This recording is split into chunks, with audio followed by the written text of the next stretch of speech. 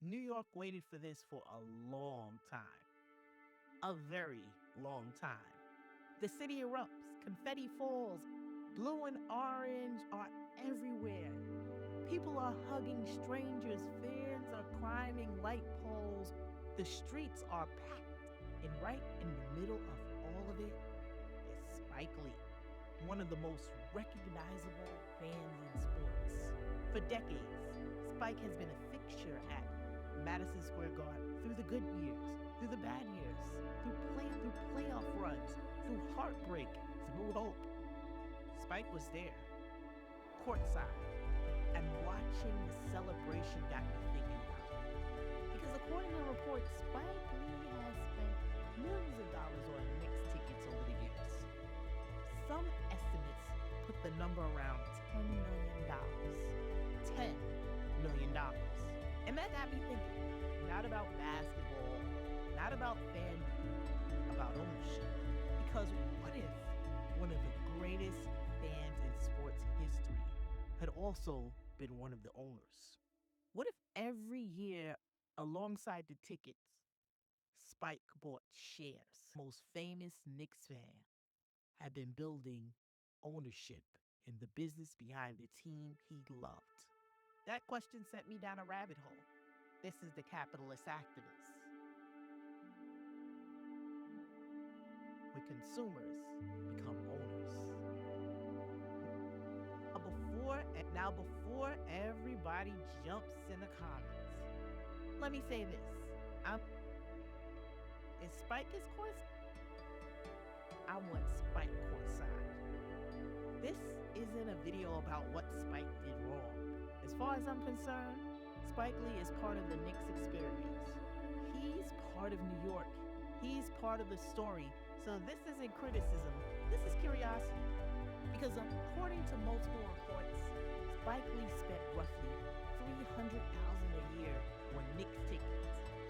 Over the years, that spending has estimated to be around $10 million. And honestly, life is meant to be lived. Experiences matter. Community matters. Sports matters. Joy matters. The memories are real. This video isn't about whether Spike should have bought the tickets. He absolutely should have. The question is different. The question is, what if Spike also bought ownership? In 2010, Madison Square Garden became a standalone publicly traded company after being spun off from Cablevision. That matters because for the first time, ordinary investors could buy ownership connected to Madison Square Garden, the Knicks, and the business behind one of the most valuable sports brands in America. Ownership became available. And while everybody was celebrating the championship, I found myself doing something a little different. I opened Robinhood. Not because I wanted to ruin the moment. I wanted to understand who owned what I was celebrating. So I pulled up Madison Square Garden Sports, ticker symbol, and I started scrolling backwards, way backwards. Back through the playoff runs, back through the ownership changes, back through the years of Knicks history. And then I saw something interesting. Stock appeared to be trading around $19 a share back in 2021. $19? Not 19.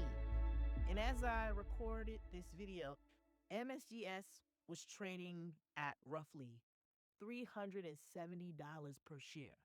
So naturally, I started doing the math. If Spike Lee's reported annual ticket budget was around $300,000, and if that same $300,000 had been invested when the shares were around $19, that first year alone could have purchased roughly 15,400 shares. Hear me? 15,400 shares. Just from one season, 1 year, one reported ticket budget. Now, let's fast forward. At roughly $370 per share today, those shares alone would be worth approximately $5.7 million. that again. Not the value of decades of investing. 15,400 shares just for one season, 1 year, one reported ticket budget. Now, let's fast forward. At roughly $370 per share today, those shares alone would be worth approximately $5.7 million. And that's where the question gets really interesting. Because Spike didn't go one season, he went to decades of seasons. So, what happens if we extend the thought experiment? We don't know exactly what years Spike purchased tickets. We don't know exactly what years he would have invested. This is an estimate, not a precise financial calculation, but if a fan invested roughly $300,000 a year over the same period, ownership was available, that ownership position could potentially be worth more than $20 million today. Not sitting courtside as a fan, sitting courtside as an owner. But the $20 million isn't actually the most important or interesting part, at least not to me, because ownership isn't just about wealth. That's the part people miss. Ownership is participation. Ownership is influence. Ownership is agency. A fan gets a seat in the arena. A shareholder gets a seat at the table. Now let's be realistic. Even a $20 million position wouldn't make Spike Lee the owner of the Knicks. Wouldn't give him control of Madison Square Garden.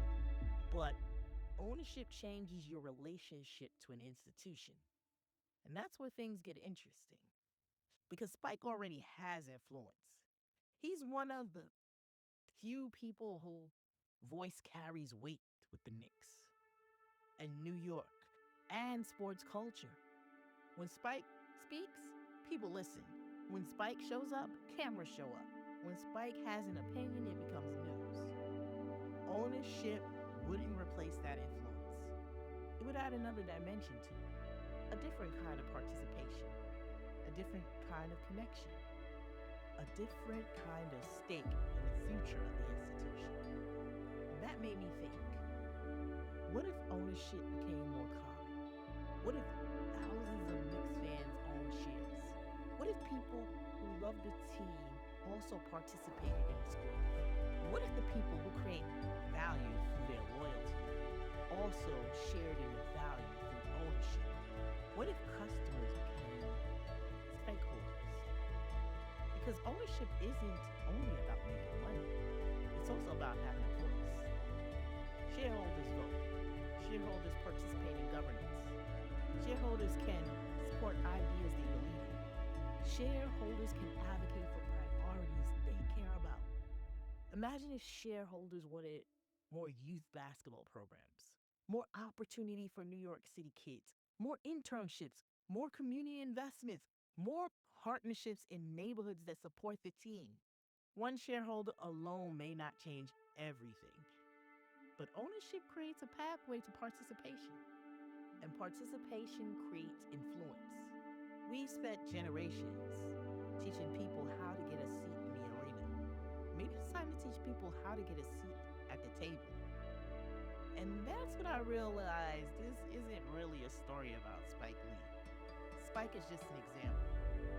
The real story is about the difference between fandom and ownership. Because most of us are taught how to consume. We know how to buy tickets. We know how to buy merchandise. We know how to buy subscriptions. We know how to support brands. But nobody ever stops and asks, how can I own a piece of this? Can I participate in the growth? Can I benefit from the value being created? Can I become more than a customer? Because ownership changes that relationship. A customer supports a company. A shareholder owns part of it. A fan cheers. An owner participates. And maybe the most powerful position is being both shareholder fan. Now, to be clear, I have no idea what's in Spike Lee's actual investment portfolio. He may own MSG stock. He may not. That's really not the point.